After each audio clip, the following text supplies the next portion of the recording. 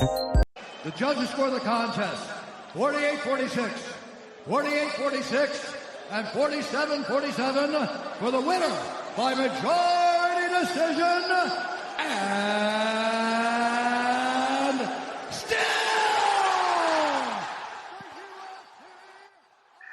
and still, ladies and gentlemen, the Undisputed African Fighting Podcast champion of the world. Welcome back to Fighting with Friends. This is your One Championship news show. It is a Monday evening. And with me this evening, ladies and gentlemen, is the reigning defending Undisputed Vegan Champion of the world, our chief analyst. This is, of course, Brother Guy. What you guys say? What's up? What's happening, Brother Guy? Happy Monday. This is our One Championship news segment.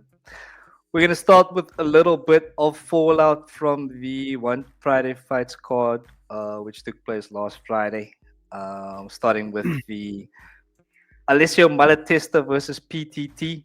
BGU were on the live stream for this one. I'll just zoom in a little bit. Yeah. Sure. And you said this was absolutely the wrong decision. Yeah. So if I have a closer look at it here, we can see what the judges were saying here, bro.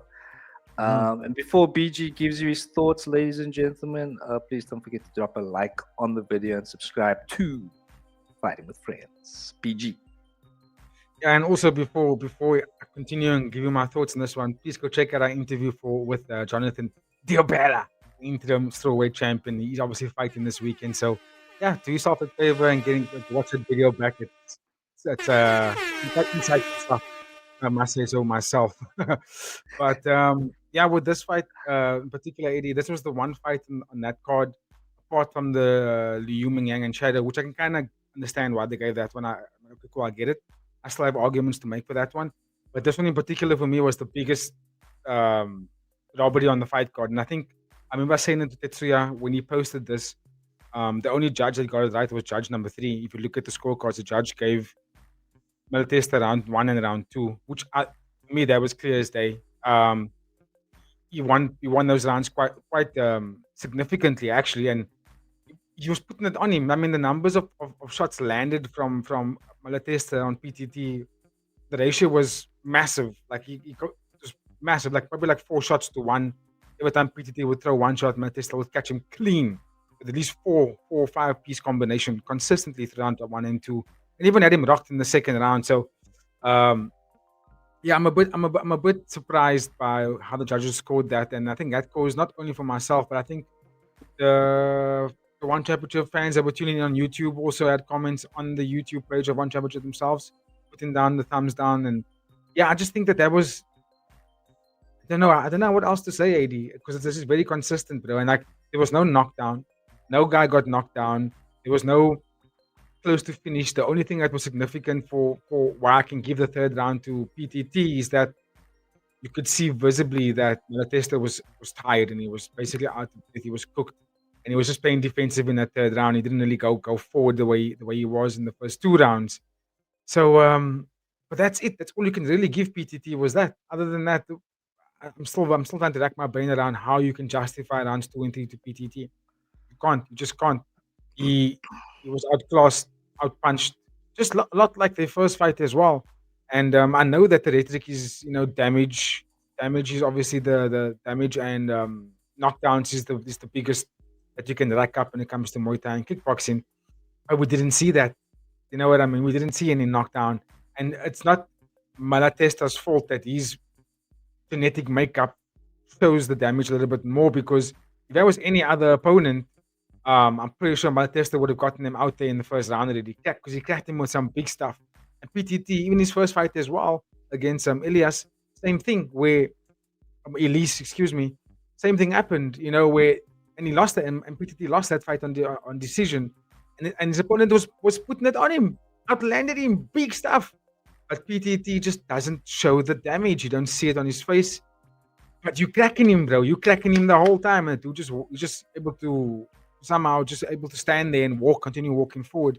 Now he doesn't land big things back on you, but he's still there, and he hunts you down, and he keeps walking you forward. And eventually you get tired, and then he starts putting the damage on you.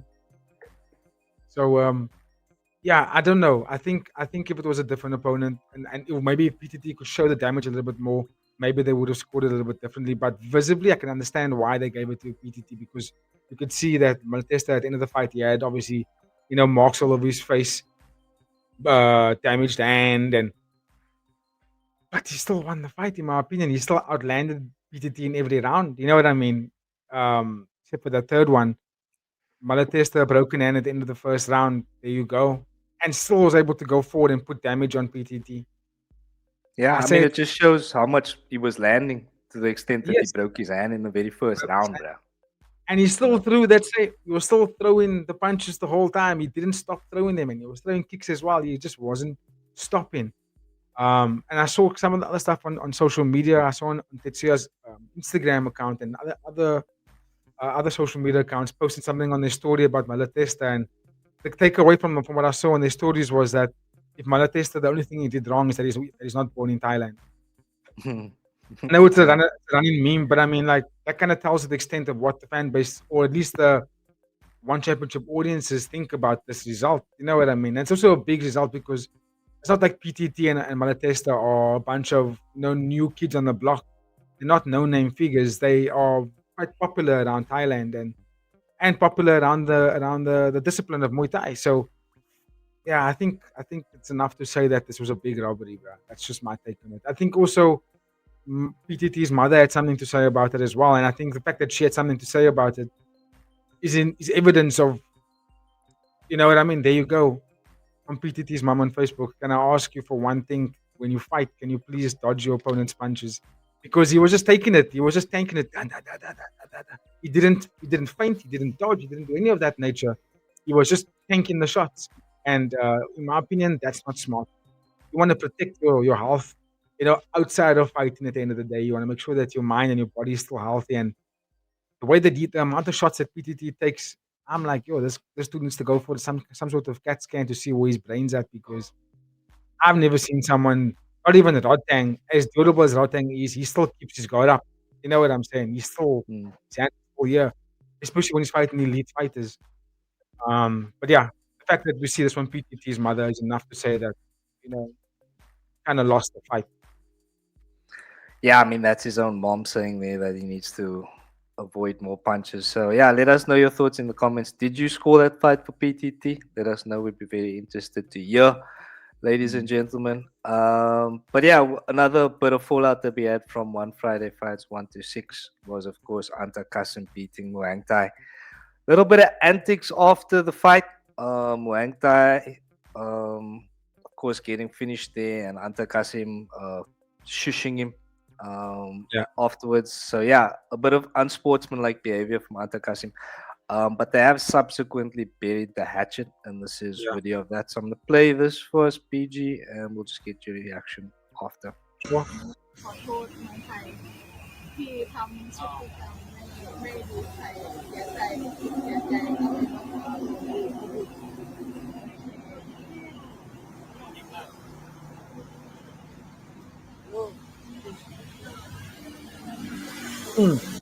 Zombie was one team. So yeah, you can see they're good with the guys to kind of bury the hatchet, so to speak. Yeah. PG, Yeah. give us your thoughts on what happened here, and maybe if you want to on the fight itself. Yeah, incredible fight. I have to say, it's incredible fight. I had no idea that there was some sort of beefity between the two guys. I didn't get a chance to see the weigh-ins or the face-offs. But I've also seen in the past with Antar Kacem having some heavy takedowns with his opponents, and that kind of ignites some sort of head battery going on there. But yeah, it was an incredible fight to watch between these two guys, because Muangthai had to take it to him, and there was moments in that fight where he landed on Antar Kacem significant blows. He had Kacem on a little bit of a stanky leg a couple of times, but never really dropping him though. But I had him on a bit of doing the chicken dance here and there. But you always felt that he was always going to be out of reach, because we know Muangthai, his best work is when he's on you and he's like stuck to you with glue, and now he's just elbowing knee in you the whole time, and he could never really get there in the fight. And also, you and I both know, like you've said it a lot of times, Antar Kacem is super dangerous if you fight on the outside. If the fight stays and no one really goes to the clinching position, he can always catch you. especially for that 140-pound division. Like, he's one of the taller guys in the division, and he's very, very creative with that kickboxing style. You know what I mean? One of the Meksen fighters as well. So the fact that he got the finish in the third round was massive, because he was on the back foot for 3 rounds until that moment where he's like, okay, I'm gonna crack him now, and went at him and put him in and got the 3 knockdowns. But the swoosh afterwards for me was insane though, because I was like, yo, I've never seen this in one championship. Like, I've seen Christian Lee fight before, and I've seen him get involved with some of the bad blood situations, but not really in Muay Thai. You don't really see it in Muay Thai. And to see that happen, I was like, yo, Ubrus to Shushim. Now, I'm going to say this now. As much as I can see that it caused an uproar on social media where people are like, he needs to apologize. That's not how you do it in one championship. I agree with it. But in the same time, I did give a little bit of spice. You know, a little bit of spice, which is lacking in the organization, in my opinion. Now, because Sushinim wasn't as rude as Easy Adesanya fucking dry humping, what's his name? Paulo Costa. You know what I mean? Or doing the Generation X, if you will. Sushin someone is a little bit like, we see it in football, we see it in a lot of sports. I don't mind that. I don't mind, especially if there was a little bit of beef. You know, we don't know if Muangthai had said something. No one knows what was going on. We just saw this shush happening. So there had to be something that might have, you know, brought that upon Antar Kacem to do so. But also very happy to see that he came to apologize for it. Not that I think he needed to, but the fact that he did shows you the respect around the discipline and the fighters in one championship. So super amped about that, and I'm keen to see what Antar Kacem is gonna do next, bro. Hopefully they don't give him a catchweight opponent and give him a contact fighter, so we can see him in the division, bro. So I think there's something there. I don't know if you agree. Yeah, I mean, someone who has been calling for him, which we have discussed before we went on ABG, is my guy. It is, of course, Sua Black. Suakim. Suakim. Oh my sack. Suakim. Sorry, ladies and gentlemen. Suakim was not happy with the antics of Antar Kacem, and he's come out in the media now saying that he would like to be next. So he said to Muangthai, rest up, my friend. I'll handle the rest. Love, Muangthai, PK. And that was from Suakim on Facebook. So yeah, Suakim, of course, also sporting his new haircut, shown to us here by So yeah, BG, give us your thoughts on that one. I did say to you, for me, as much as I am a Suakim stan, and I do kind of joke about him going on a title run, I do think he's very hittable. And like I said just before we went on, I feel like if Antar Kacem touches you too many times, bro, not even that many times, it's trouble. So what are your thoughts here, bro? Would you like to see this one? And I mean, how do you think it plays out? Yeah, I'd love to see this fight though, especially now that we got a storyline. You know what I mean? There's a storyline we can work with here. Suakim can avenge his homie's loss and become that bra, you know? Because at the moment, Suakim is on a tear, and he's gaining a lot of traction amongst the fans. I mean, a fight against Antar Kacem would definitely, fill up a stadium, if you will, because, like I said, it's a storyline here. Do I agree with your point about him getting wiped out by Antar Kacem? I'm going to say 50-50. I tell you why. I think Suakim can get in there, and he can fight on the outside. That's the difference. You know what I mean? Muangthai isn't the outside fighter. He wouldn't be called the elbow zombie if he was an outside fighter. And Suakim, excuse me, he's dangerous whether it's on the outside or on the inside. He can fight at any range you see. I agree. He is hittable, and I think that's what makes it a little bit scary in the sense that someone like Antar Kacem, we see how sharp and dangerous he is, and how he can attack you from different angles. And a lot of Antar Kacem's movement and shots don't necessarily come from traditional spaces. You'll throw an uppercut while he's stepping off to the right, or you will throw an uppercut stepping off left and come with the overhand right. Like he's so creative in doing those movements, and he cuts angles. I think that's why a lot of people have difficulty dealing with this prey mantis. So, in my opinion, I think the fight will be 50-50. And the reason why I'm saying that, as much as I agree with what you say about Antar Kacem catching him and how hittable he is, I also think that Suakim is a little bit more dangerous. And I've seen Antar Kacem get cracked a few times. I've seen him get dropped. I've seen him get beaten up on decision before. Similar to the way you'll see Sonny Sen lose fights. Where fighter takes it to him, and it's about that first round. Antar Kacem gets tired. You even saw a fight against Muangthai. Up until that third round, Muangthai was on him the whole time. You know what I mean? Muangthai was taking him forward, pushing him on the back foot, landing on him, attacking him a couple of times, and in the third round, he got so hasty and a lot of pressure that Kacem could catch him in those moments, right? So I'm telling you now, I think the fight would be a lot closer than what we think than just Kacem going and wiping him out. So yeah, let's go with that. But also, Suakim has to first obviously get through his fight against Jacob Peacock, excuse me. You know what I mean? That fight's at 173, so he has to get through that one first, in my opinion. Unless he takes a fight, but I mean that fight is about what 6 weeks away. We're at the end of September. We have 4 weeks in October, and then we have 1.5 weeks before we have 173. So yeah, I don't know if we should take Antar Kacem anytime now. I think first take Jake Peacock on. That's a massive fight. You could even possibly lose that fight, and then we can talk about Antar Kacem afterwards. Fair play, BG. Fair play. Sam A, the 41-year-old, looked absolutely fantastic on Friday against a very, very dangerous Toilet Tet, getting the job done by an unanimous decision here. Looking fantastic for a 41-year-old to do that to, like we said, up-and-coming star, possible Burmese star to just put on a performance like that against him. Absolutely. Also coming back from a knockdown, just testament to his toughness. Complete performance by Sam on Friday, and he has called for Aliff next. So BG, give us your thoughts on this one, bro. Book it now. The only thing is, I did a new segment last week where Chauta Sitotong was talking about a fight between Prajan Chai and Aliff in December. So you know what I mean? And I would love to see that fight as well, but I'm being honest with you, Prajan Chai versus Aliff. We saw a face-off early in the year. So, you know, there's been build up for that fight. Sam A making that call, that's the right thing to do in his position at this time. You know what I mean? What else can he really do? Don't have the rankings up with me right now. Let me just see if I can grab that. But I remember there's what's his name? Bob Bozer just won his fight. He beat Aliff. He was the last guy to beat Aliff. He fought Prajan Shah for the title and lost. So he could even go if he doesn't. If Chowdhury does Aliff and Prajan Shah, we could do Sam A and Bob Bozer. Trying to find the strawweight rankings now, but there are other great fights. But in my opinion, I wouldn't be upset for this fight to happen as well, because then it'll be like whoever wins here gets the definitive shot against Prajan Shah in December, right? We know Prajan Shah is fighting this weekend.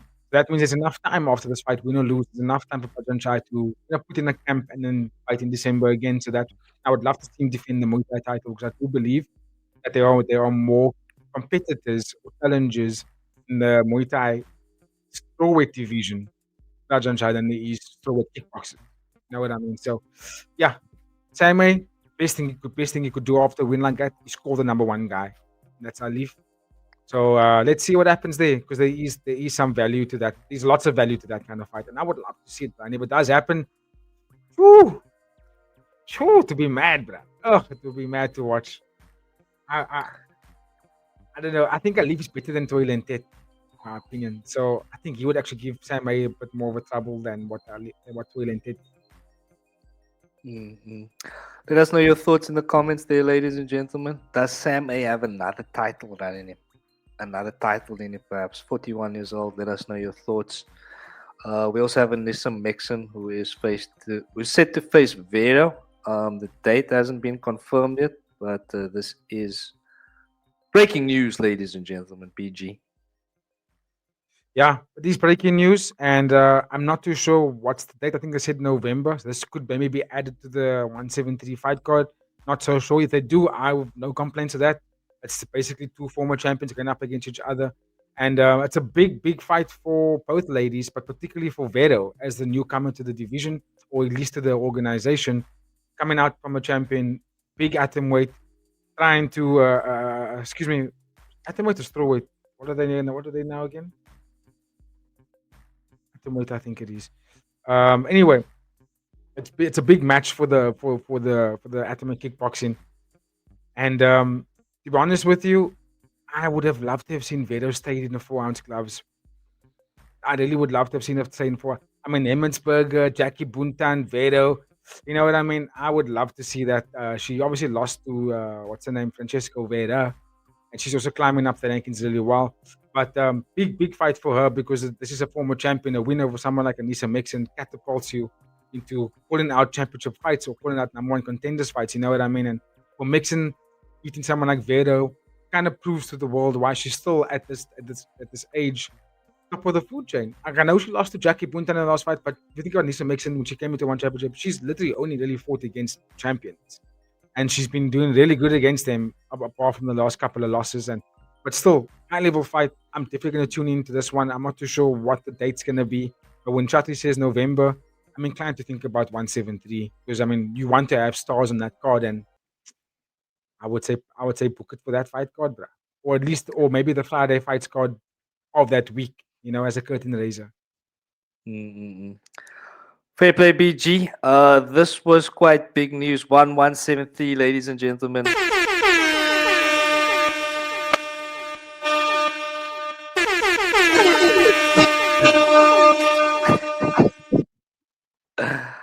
1173, ladies and gentlemen. It is official.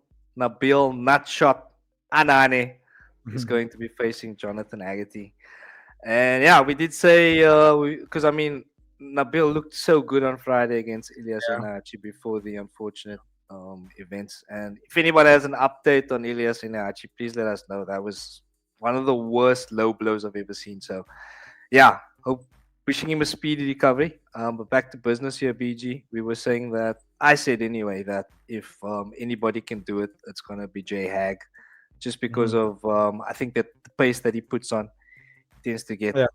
almost stronger as the fight goes on. I think that could be a big factor here. So give us your initial reaction, BG, and maybe an early prediction if you can. Initial reaction, I'm not surprised. I've been saying this was gonna happen early in the year already. When we were breaking down who's fighting who, and they were talking about the 173 card, the first press conference, and I was like, I think we're gonna get Anand versus Haggerty. And here we are, just because of how the other rest of the division lines up. You know what I mean? Superlik wasn't when at that point when I was saying that Superlik was still basically in his recovery, and I was like, it all depends on what happens with him. He was the key puzzle piece was Superlik. It all depended on what division is he going to come back to in terms of weight, and that will determine the outcome of the rest of the division, right? Because of the rankings. And when the announcement was that he was going to be fighting Yuki Yoza, I was like, there we go. You know exactly what the fight's going to be. Anand versus Haggerty. And then when they announced Anand versus Inachi, I was like, yo, whoa, that threw a span in the works for me. And I was like, why? For what? Also, a month out of 173, when Haggerty was announced for 173, I was like, no ways. And the other two contenders for Haggerty's title in the bantamweight kickboxing division are fighting on the same card. So I was like, there has to be Anand then. So when they announced this, I was like, perfect. Here we go. Now I know it's the Muay Thai championship, so that means Anand's belt's on the line, not Haggerty's for the kickboxing. But yeah, super stoked. Now remember when we spoke about this early in the year, and you asked me about who would be a bigger problem for Anand? Would it be Yuki? Excuse me. Would it be Superlik or Haggerty? And I was like, I think Haggerty will give him a tough time. But that also being said, when I thought about the fighters that would beat Anand, like your Lobos, like your Kulab Dams, he was able to go in there and like smash them easy. And this was before he was even a champion. You know what I mean? So I'm like, now I know Haggerty also beat Lobo. I get it, but Lobo was able to put something on Haggerty, dropped him in the first round. You know what I mean? Anand, when he fought Lobo didn't stand a chance. He didn't even get a sniff in that fight. It's basically like a 5-0 hiding, is what it was. So yeah, as much as I think Haggerty gets better as the fight goes on, this is not kickboxing. These 4-ounce gloves, so that means getting tagged or something, whether it's an elbow or a knee to the sternum or a straight. Because we see Anand though, so far nobody, and I mean nobody, has been able to deal with that distance management because Anand can throw things when you're not even, you know what I mean? You're still busy trying to size up and look for distance, and while you're busy doing that, you're getting jabbed because you still haven't found your just distance, and then because you haven't found your distance, Anand's just throwing out stuff that's landing the whole time. So lots and lots of puzzles being thrown into Haggerty's face. But I will say this: Haggerty has been basically leaving clues to the fans already about 2-3 months back already about fight contract signed and going for a training camp and doing seminars during camps. And I've been following his socials, bro. He's been basically dropping clues about what fight's gonna happen or that he's got a fight already in 173. So maybe he knew about this. Maybe he knew it was gonna be Anand all along, and maybe the Anand versus Anahachi was always going to happen because maybe Anand needed a tune-up fight. Maybe we needed to see what's gonna happen after 173. And that's why we had Anand versus Anahachi. So yeah, just like if you watched the JDB interview that we did earlier, JDB knew about the fight a while back when we were talking about it. What's going on? We saw Prajanchai and Aliff having face-offs, but JDB knew all along that was going to be the fight the whole time. So yeah, what I'm trying to say is maybe Haggerty's game planning something really well for this fight, and he's gonna have to do a lot for me. He's gonna have to do a lot. It's not like the way he beat Demon Blade, where as the fight went on, he started amping up the volume and. He's going to have to do something else for me in this fight because Anand's also a high volume fighter. So, yeah. For me, early prediction, it's looking a little bit tough for Haggerty. Looking a little bit tough for him. He might not get the title. But I did go against him in his last 2 fights and he proved me wrong in both those fights. Oh, no. He lost against Blake. I thought he was going to lose against Blake. I thought he was going to lose against Wairui. He beat Wairui. So, he can prove me wrong again. But I think Anand is such a puzzle that I don't know if any of the guys are able to deal with it, unless like he's fighting someone that that knows him, like a Dayakaye, for example, someone that knows him. That's where I can see him losing. Yeah, and he did look so good on Friday before the unfortunate events, like I said. So yeah, Nabil Anane is a problem. Let us know in the comments who you think beats Nabil Anane. We'd be very interested to know that from you, ladies and gentlemen. But it's a massive week of combat sports coming up, ladies and gentlemen. BG is going to tell you what's coming up so you can watch the podcast.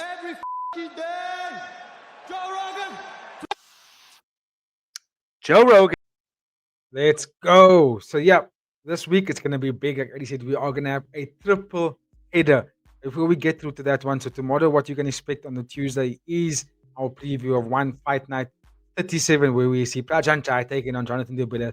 Unify that strawweight kickboxing world title. On top of that, we also have UFC 320 this week, where we have double championships on the line. Corey Sandhagen taking on Abdullashvili for the Bantamweight title, as well as Big Uncle Aliff taking on Alex Powhatan Pereira for the second time for that light heavyweight strap. And then also we have one Friday fights 127, which we'll be doing a preview on Thursday, as well as a live watch along on Friday. And then we'll do the live on Saturday for One Fight Night 37, and then the live on Sunday, UFC 320. So stay tuned for that one. Hope to see all of you there. Big week, lots of content coming your way. Check them out. Notification bell, like, subscribe. It's going to be fun. We'll catch you on the next one. For myself, Fighting Friends team, have a very good weekend. We'll see you there. Cheers.